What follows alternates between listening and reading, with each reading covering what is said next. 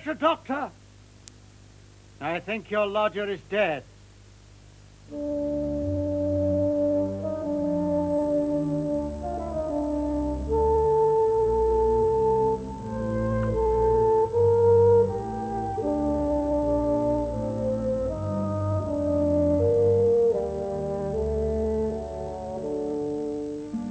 The story continues at 8:05 next Thursday, here on BBC Two.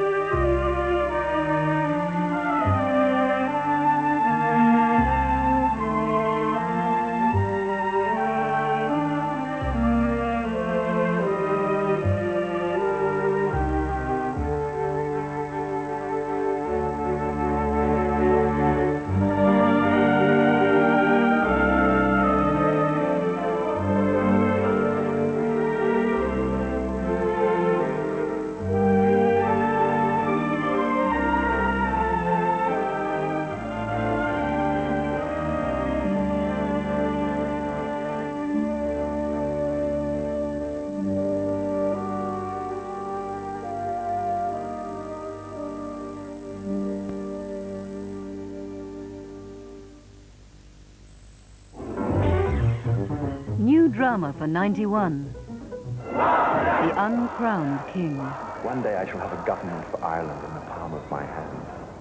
I went to his lodgings, alone. Bewitched by an English rose. Are you unable to sleep? I was waiting for you to come in. The open door was an invitation. The invitation is not accepted. Now that you've hooked the fish, don't lose him. The man who strikes at this hand strikes at the hopes of the Irish nation. Ah, poor Ireland. To your cowardice and treachery, you add hypocrisy. You saying that for your sake, I should force your husband down the throats of honest men. You made a fool of me before the world. You care for him. No. Then why? Because I care for my son. The affair that was to change a nation's destiny. Trevor Eve and Francesca Annis star in Parnell and the Englishwoman, beginning on Wednesday at 9:25 on 2.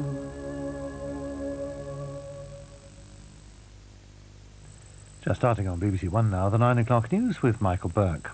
Here on 2 in half an hour, we follow Grace Stockin's search for the truth about her family after 50 years of silence since she fled Nazi Germany in 1939. First on 2, imported at great expense from Radio 1, 4 young men would like to expose the Mary Whitehouse Experience. Picture this in a studio somewhere far, far away. Picture this. Picture this.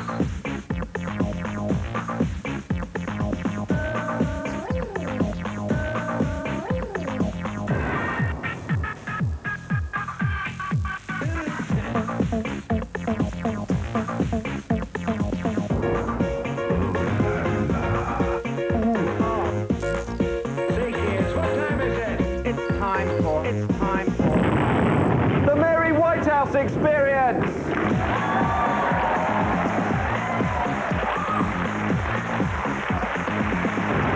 Thank you. So, has John Major got a moustache or what? I mean, something's wrong if he hasn't, because clearly God intended him to have a moustache. It's like there's a moustache in there bursting to get out. But what is it? It seems to be a sort of skin moustache. It's like what you might expect to see if you'd just been staring at a moustache-shaped light bulb and then immediately looked at his face. John Major has said that he's going to do away with the upper class, but all he seems to have really done away with is the upper lip. In fact, in Madonna's recent lip implant operation, John Major is believed to have been the donor.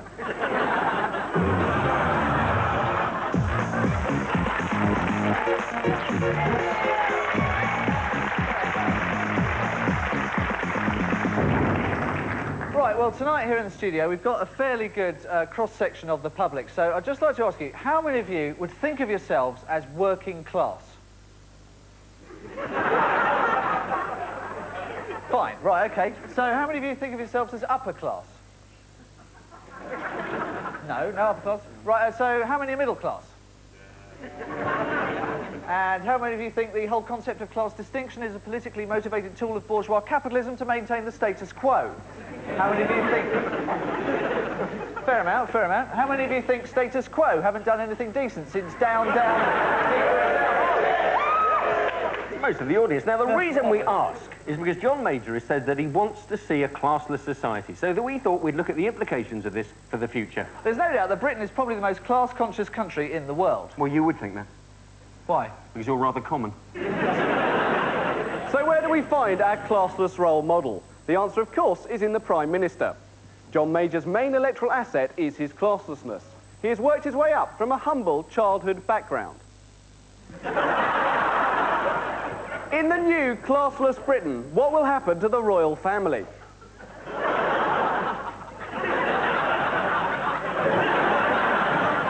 With only one class, there will be only one combined set of social conventions.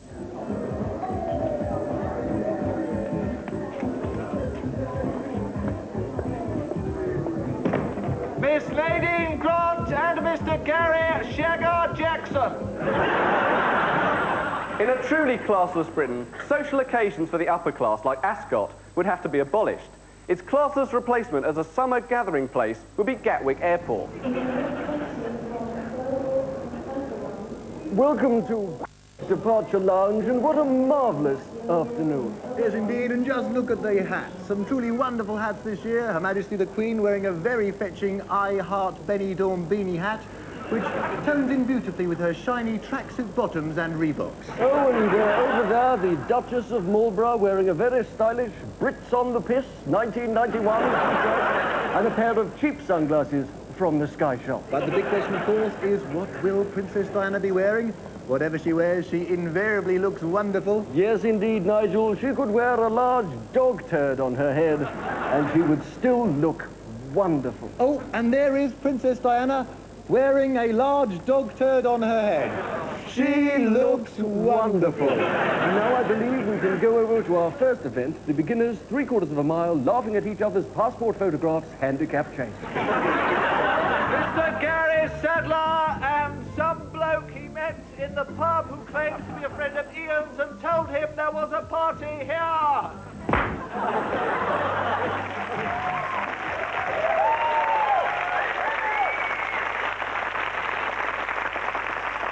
Now, last Friday midnight, the junction of Kilburn High Road and Willesden Lane, a violent affray involving two men. One was aged around 30 and wearing a brown leather car coat style car coat, and the other man was me. So if you have any information at all about this crime, please keep it under your hat, and you could win a Community Action Trust reward.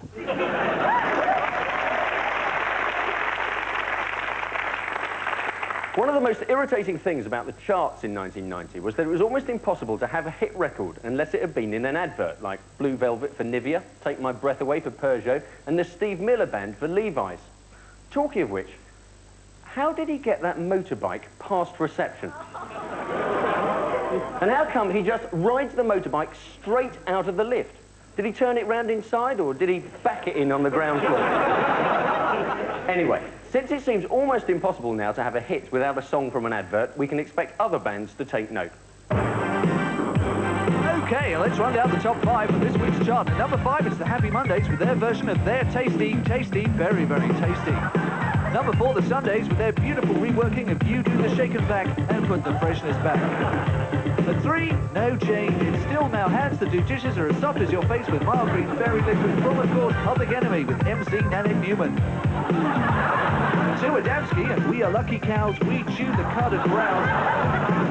But for the 6th week running, Britain's #1 is still only the crumbliest, flakiest chocolate tastes like chocolate never tasted before, from, of course, Sinead O'Connor.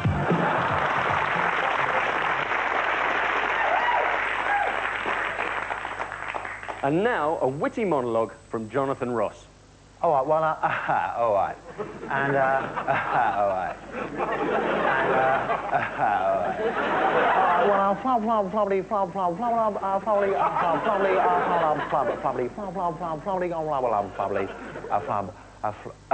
right.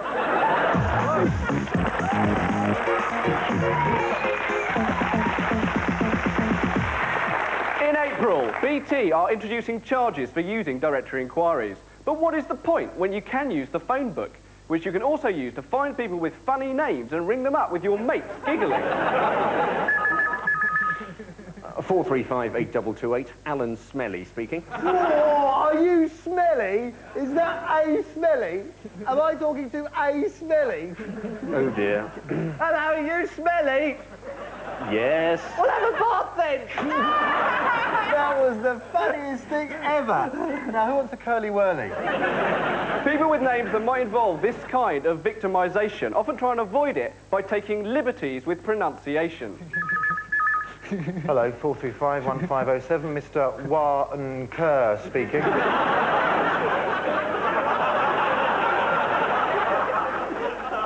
Well, it doesn't work quite so well now. A genuine one of these is there are people in the phone directory called Shuffle Bottom. But no matter how often or how late you ring them up, they will always insist on their name actually being Shouflé Botham. It's true, but it's definitely spelt Shuffle Bottom. Suppose it's fair enough if you are named after a method of canine personal hygiene. The other main experience a kid has with phones is making a rudimentary telephone out of 2 labelless baked bean tins attached by a piece of string through a hole in the Botham. Hello? Now, the point about these things is that they never work. You think at first they do work until you realise you're just hearing your friend in the other ear. In fact, these were completely pointless, as by the time you got the string long enough not to hear your friend in the other ear, it was too long to carry the sound vibrations. Then all you might be able to make out was the sound of him getting run over in the road outside. Since privatisation, you can now get an itemised phone bill. I've always thought that itemised bills should be sent out by other privatised industries, like, for example, water and sewage. Darling, did you do 3 dumps on the 3rd of May? And I didn't have a curry on the 5th of June. That's it, we're going to have to get a logbook. Incidentally, when they privatised electricity, they'd have sold a lot more shares if instead of all that Frankenstein stuff, they'd just show New Kids on the Block connected up to the national grid. Your most valuable phone accessory is the answer phone, although not if you insist on putting a wacky outgoing message on it. In fact, normally, the more wacky the outgoing message, the sadder the life of the person who made it. Hey, you're through to Ken Collins' crazy loony bin. I'm out with Maria Whittaker at the moment. Not really. So, leave me a message after the tone, but I shouldn't think I'll phone you back. I'm too busy partying. Mr. Collins, this is the gas board. You're sacked. You can now buy these answer phone messages with like impressions of famous people already on them. Unfortunately, the friends of the type of people who are likely to buy these are likely to be confused by them. Oh, sorry, Prince Charles. I didn't know you'd moved in with Barry. Most of the phone network, however, is now occupied by sex lines. These have proliferated so much that in an average newspaper there is now more space devoted to adverts for sex lines than to the Gulf crisis. The effects of their popularity could be far-reaching on all types of news.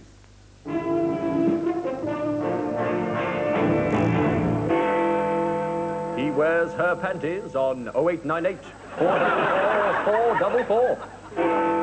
I'll bend over so you can see on 0898 444 455. And on 0898 444 555, he's got a woman's name, Sandy.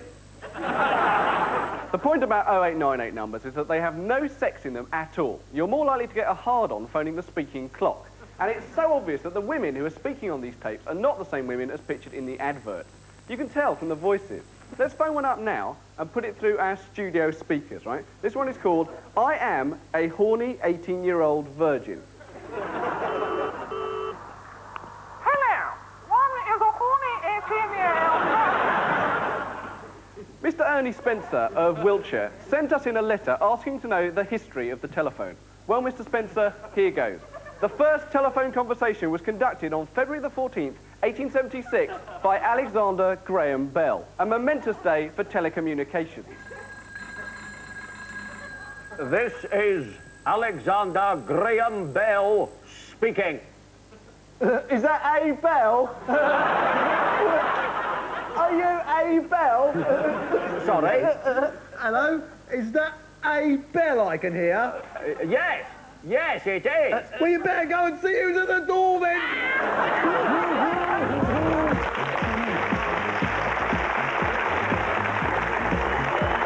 Thank you.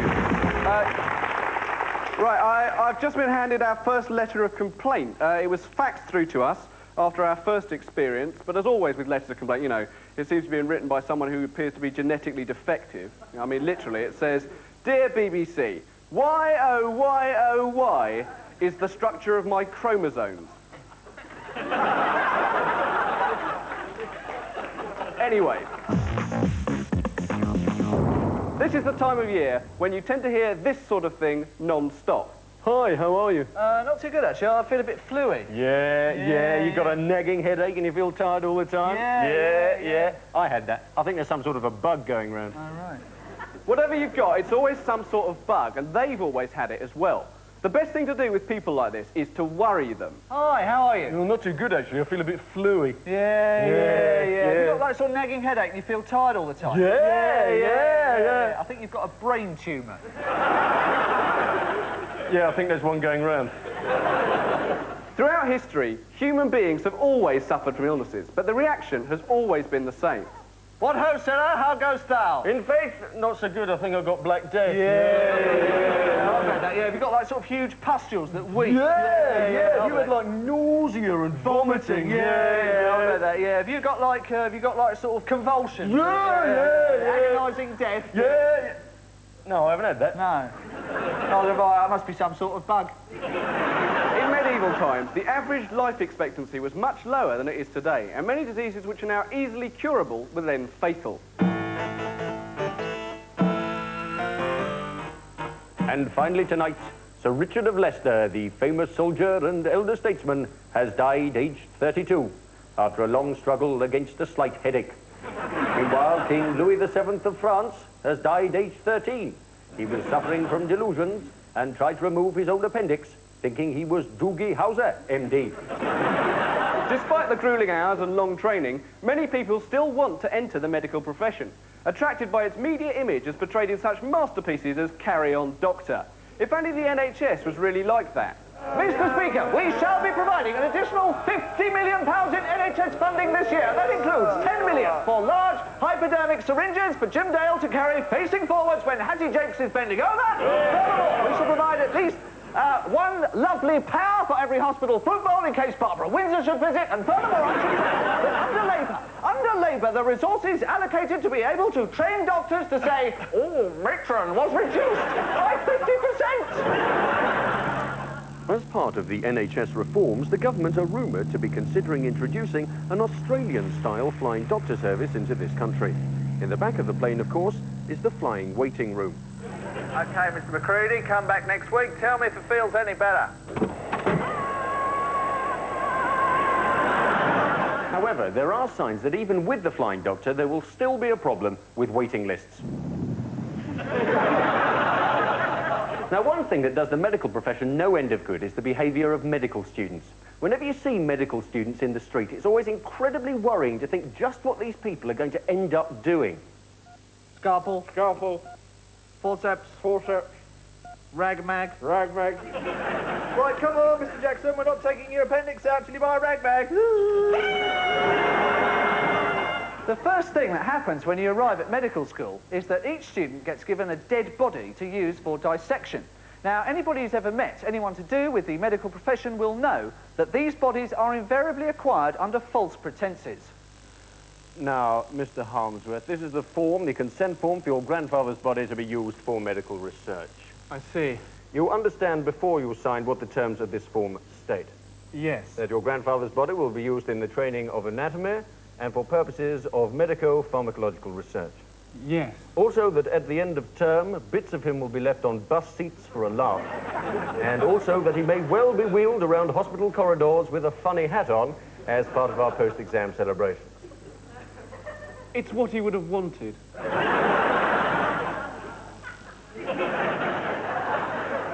Now, take a close look at this pair of gentleman's underpants style gentleman's underpants.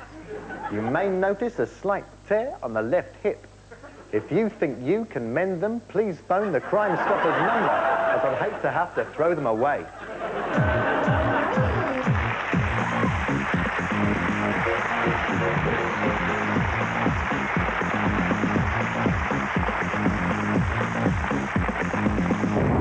John Major is supposed to have adopted a new, gentler approach to Europe, which is a shame, as most Euro analysts now believe that as differences between partners become more and more intractable, the community will turn to a new criteria to sort out its arguments.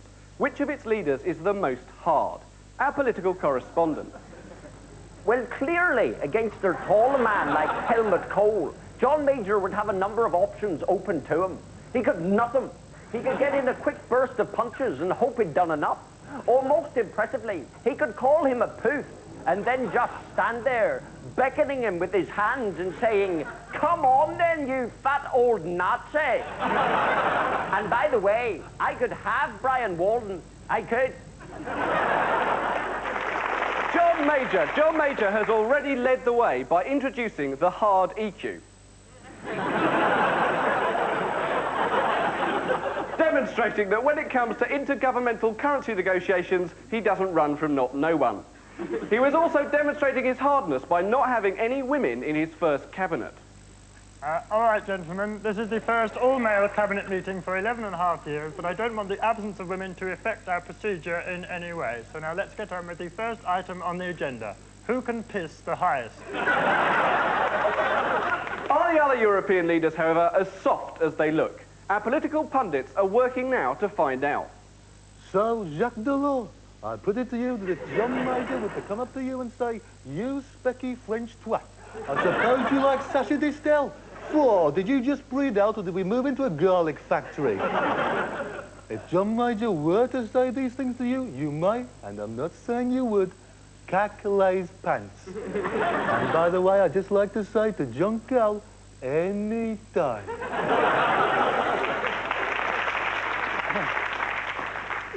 Now, meanwhile, we think some of the bigger punch-ups could be avoided by a solution we've come up with to the central problem of European monetary union.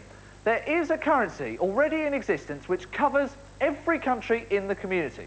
The logical choice for the common European currency is surely the Esso World Cup coin collection. Now, the system would be very simple, and it has the added advantage that if a country doesn't qualify for the World Cup, it's not allowed to have any money.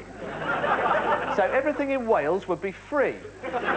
However, there would be one drawback. Nobody would be allowed to use a normal wallet or purse anymore. Instead, all currency would have to be carried in a cardboard A4 presentation folder with special holes cut in it, which are slightly too small for the coins. And we're missing a large cachea, if anyone's got one. Tension between Britain and the rest of Europe is, of course, not helped by the way young British people behave abroad. I don't mean football supporters there, so much as kids who have been taught languages in language labs using Longman's audiovisual French. Excusez-moi, monsieur. Où est la gare Saint-Lazare, s'il vous plaît? Ah oui, mon petit, il faut traverser la roue là-bas. Excusez-moi, monsieur. Où est la gare Saint-Lazare, s'il vous plaît? Ah oui, comme j'ai dit, il faut traverser la roue là-bas et... Bing! Bing Crosby? No, English, drug addict! One thing though, that all the anti-Europeans in Parliament and the tabloids forget is that in comparison to the rest of Europe, Britain is crap. And you can tell that Britain is crap because of going for gold. We have to invest invent a daytime TV quiz to make ourselves look more intelligent than Europeans, right? Based on the wholly incorrect assumption that there's no unfair advantage in being able to speak the language that the questions are asked in. And one day, in the final round of Going for Gold, when Henry Kelly goes, "What am I?" one of the contestants is going to tell him, "A wanker." It's 1 in the morning. I'm bevied up, and I'm standing outside Brian Walden's house. Are you coming out, Muppet Mouth? Call yourself a political analyst. No one can understand a word you say. Can you hear the Walden sing? No, no.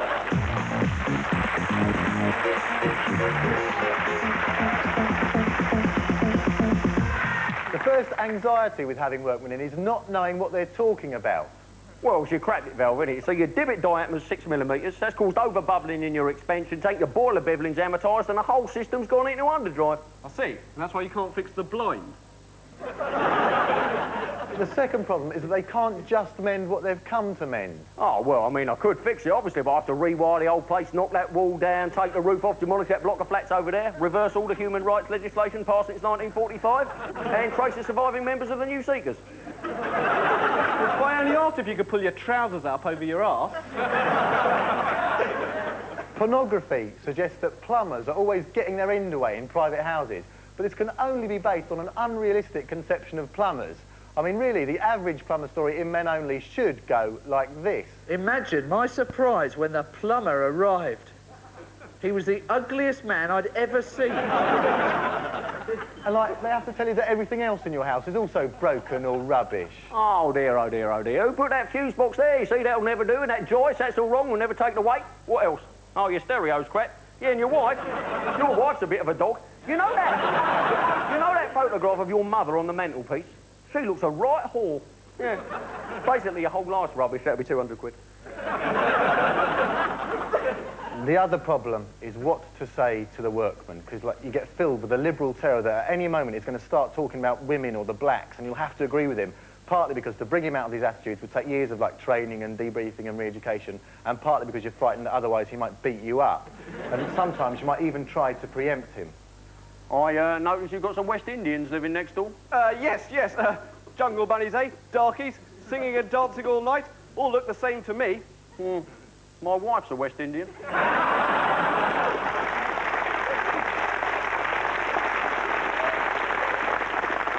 now, ladies and gentlemen, will you please welcome, live in the Mary Whitehouse Experience studio, the Pet Shop Boys.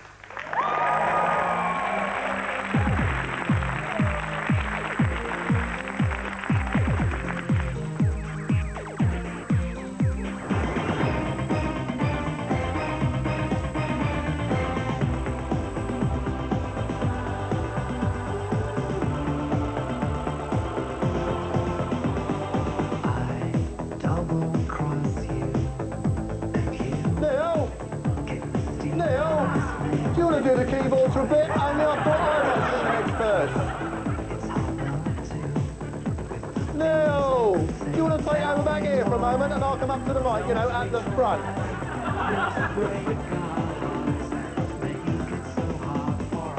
Look, I'm telling you, Neil, if you don't turn around, I'm going to have to put on my grumpy face.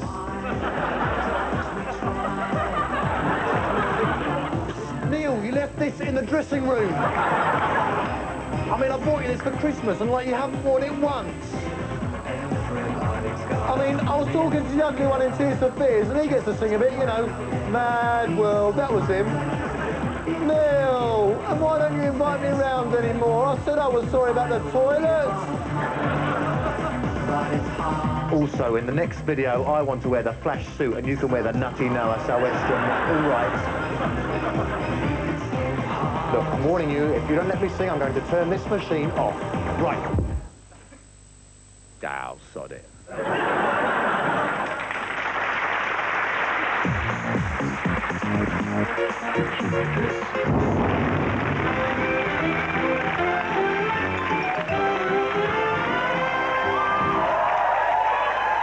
Hello, children. Hello, children. I'm the narrator of the pantomime. And when I come on, I want you all to run around the aisles and not listen.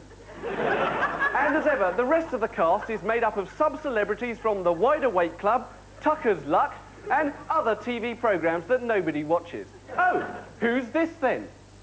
Good evening, and tonight on the South Bank Show, we're looking at the pantomime in its full socio-economic and historical context, boys and girls. Many of the great names of theatre have started their careers in panto. Inside this pantomime cow are John Gielgud and Laurence Olivier. Already their superior talents were becoming obvious. Similarly, here in his debut role in the 1973 Congress Theatre Eastbourne production of Jack and the Beanstalk is Robert De Niro. You what? You what? You swap my cow for some beans? You swap my cow for some beans? You screw my wife? You sold my cow for some beans? I can't believe this. I swear to God, I'm going to shoot you. Oh, yes, I am. Beans, Up the beanstalk went, higher and higher, until it looked like this stepladder we covered in green crepe paper. And at the top, Jack was to meet the giant.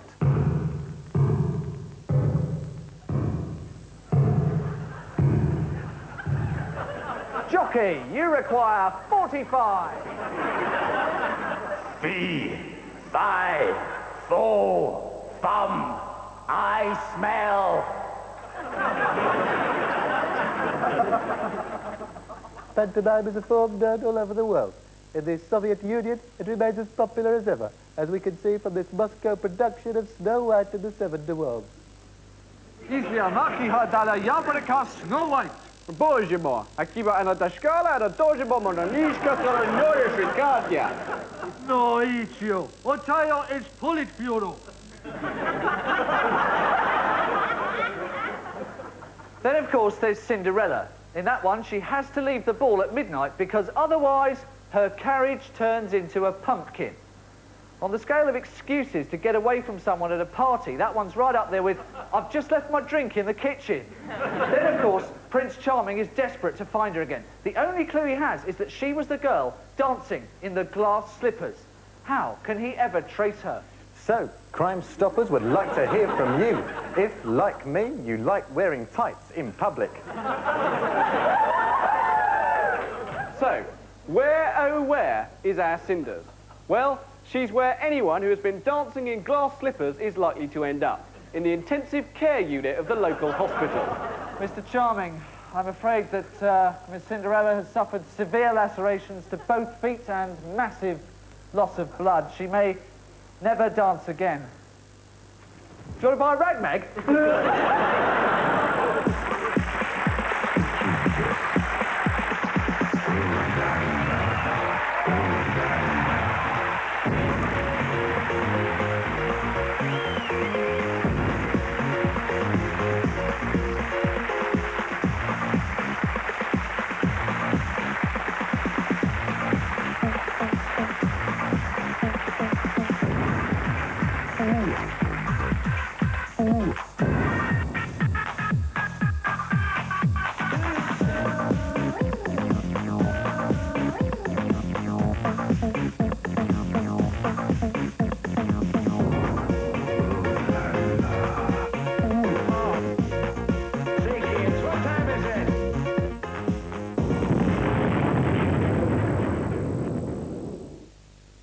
The comedy on BBC One in a couple of minutes is provided by Smith & Jones, who promised to review a new film about the Welsh Mafia and other delights.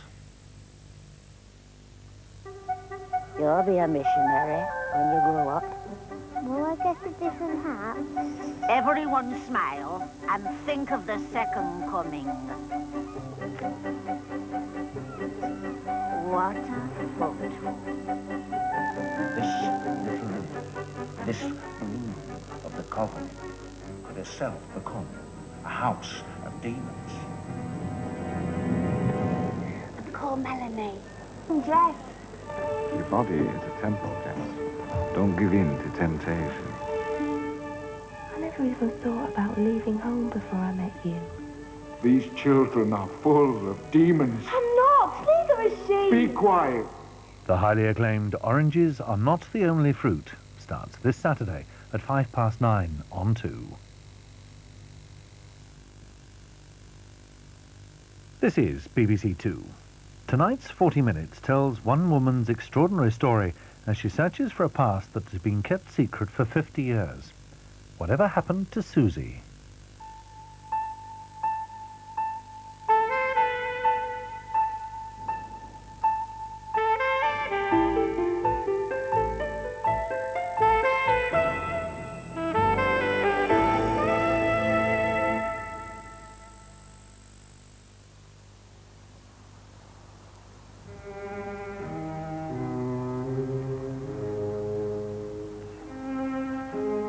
The story of a journey and its consequences.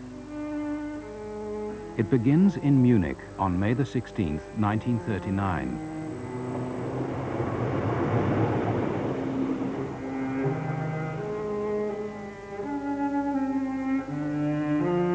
I remember one morning the twins weren't there.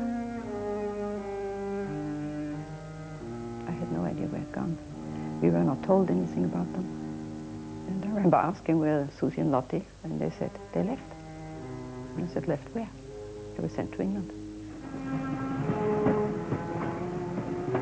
In England, refugee organizations were finding homes for Jewish children whose lives were threatened by the Hitler regime. I think it was probably sort of like a secret kind of exit. I had no other explanation for it. But everybody disappeared at night, one way or the other.